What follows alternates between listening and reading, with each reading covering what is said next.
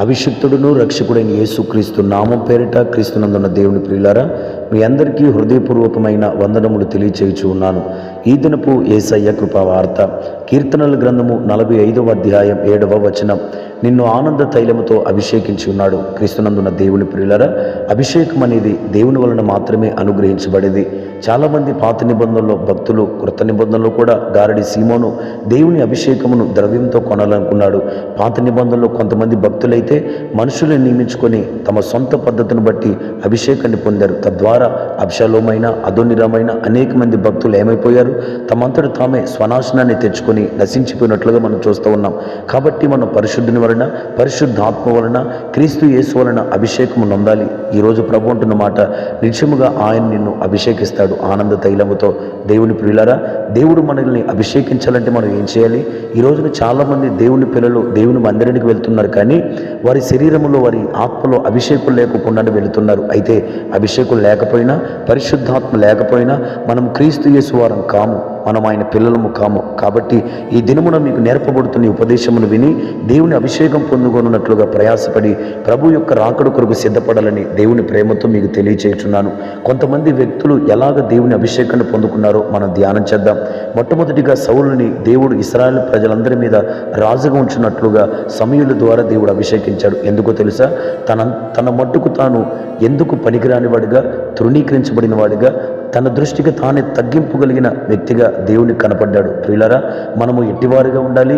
బలవంతులమని, జ్ఞానులమని, ఎన్నికైన వారిమని, ధనవంతులమని మనల్ని మనం ఎక్కువగా ఎంచుకొనక ప్రభు దృష్టిలో తృణీకరింపబడిన వారిగా, నీచులముగా, ఎన్నికలేని వారంగా ఎప్పుడైతే మనం ఉంటామో ఆ స్థితిని ప్రభు గమనించి మనల్ని ఏర్పరచుకొని ఆయన మనల్ని అభిషేకించేవాడై ఉన్నాడు.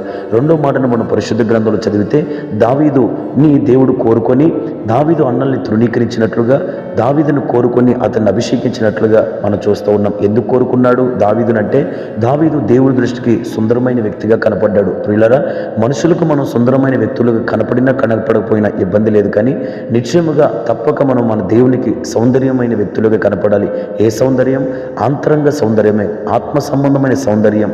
గుణము, ప్రేమ, దయ, జాలి, కనికరం, ఇలాంటి ఆత్మ సంబంధమైన సౌందర్య లక్షణాలు కలిగి మనం ఉంటే ప్రభు మనల్ని కోరుకుంటాడు. ఎప్పుడైతే ఆయన మనల్ని కోరుకుంటాడో అప్పుడు ఆయన మనల్ని ఉన్నతమైన అభిషేకంతో అభిషేకిస్తాడు. అంత మాత్రమే కాదు, ఎలీషా గారిని దేవుడు 2 పాళ్ళు ఏలియా మీద ఉన్న అభిషేకం చేత దేవుడు అభిషేకించాడు. ఎందుకు తెలుసా?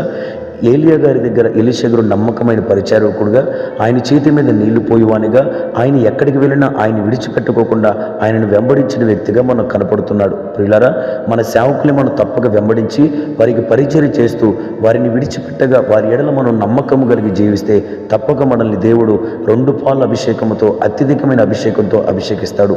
మరొక విషయం చెప్పనా? భక్తుడైన దావీదు ఇలాగంటున్నాడు, నీవు నీతిని ప్రేమించి దుర్నీతిని ద్వేషించితివి గనక నిన్ను దేవుడు ఆనంద తైలం అభిషేకించి ఉన్నాడు అంటున్నాడు. అనగా నీతి అంటే ఎవరు? రోమపత్రుల్లో పౌలు గారు ఇలాగంటున్నాడు, క్రీస్తు యేసే మనకు నీతి అని. ప్రియులారా, మనము లోకాన్ని, లోక సంబంధమైన వాటిని కాదు ప్రేమించాల్సింది, మన కొరకు ప్రాణం పెట్టి రక్తాన్ని చెందించిన నీతి అగు యేసును మనం ప్రేమించాలి. నిష్కాపట్యమైన ప్రేమతో ఆయన ప్రేమిస్తే అప్పుడు ఆయన మనల్ని అభిషేకంతో నింపుతాడు. అంత మాత్రమే కాదు, భక్తుడైన దావీదు ఇలాగంటున్నాడు, నా పైనున్న నీతిమంతులు నన్ను గద్దించినప్పుడు నేను వారికి ఏమాత్రం తిరుగుబాటు చేయను, ఎందుకంటే వారి గద్దింపు నాకు తైలాభిషేకం అంటున్నాడు. ప్రియులారా, దైవజనుడే కానీ, నీ తల్లిదండ్రులే కానీ, నీతిమంతులు అనబడుతున్న వారు ఎవరైనా నిన్ను గద్దించినప్పుడు తప్పక నీవు వారి గద్దింపునకు లోబడి విధేయత చూపిస్తే ఆ గద్దింపు నీకు అభిషేకాన్ని ఇస్తుంది. 6వ మాటను మనం పరిశుద్ధ గ్రంథంలో చదివితే, అపోస్తలులందరూ 120 మంది కలిసి ఆ మేడగదిలో కూడి ఏక మనసుతో ఎడతెగగా ప్రార్థన చేస్తూ ఉండగా వారందరూ పరిశుద్ధాత్మ దేవుని ద్వారా అభిషేకించబడ్డారు. అనగా దేవుని ప్రియులారా, దేవుని సంఘములో మనం సమకూర్చబడి ఐక్యత కలిగి ఏక మనసుతో మనం ఎప్పుడైతే ప్రార్థనలో ఉంటామో ఆ ప్రార్థనలో ఉన్న ఆ శక్తి ద్వారా మనము దేవుని అభిషేకాన్ని పొందుకుంటాం. అభిషేకం పొందే అనుభవాలన్నీ ప్రభు నేర్పాడు గనక ఈ దినము నుండి ఇట్టి కార్యములు మనం చేయొచ్చు. దేవుని అభిషేకము చేత నింపబడుతూ ప్రభు యొక్క మహిమ కలిగిన రాకడ కొరకు మనం సిద్ధపడదుము గాక. ఆమేన్. ప్రార్థన. సర్వశక్తిమంతుడైన యేసయ్య, నీకు స్తోత్రం. ఈ దినమును మీరు మాకు నేర్పిన శ్రేష్టమైన కృపావార్తను బట్టి స్తోత్రం. మీరు అక్కడ సమీపిస్తుండగా అభిషేకం లేకుండా జీవిస్తున్న ప్రతి వారికి సమృద్ధైన మీ అభిషేకముతో నింపి నీ మహిమ కలిగిన రాకడ కొరకు నన్ను మమ్మల్ని సిద్ధపరచమని యేసు నామములో అడిగి వేడుకొనుచున్నాము తండ్రి. ఆమేన్. Praise the lord.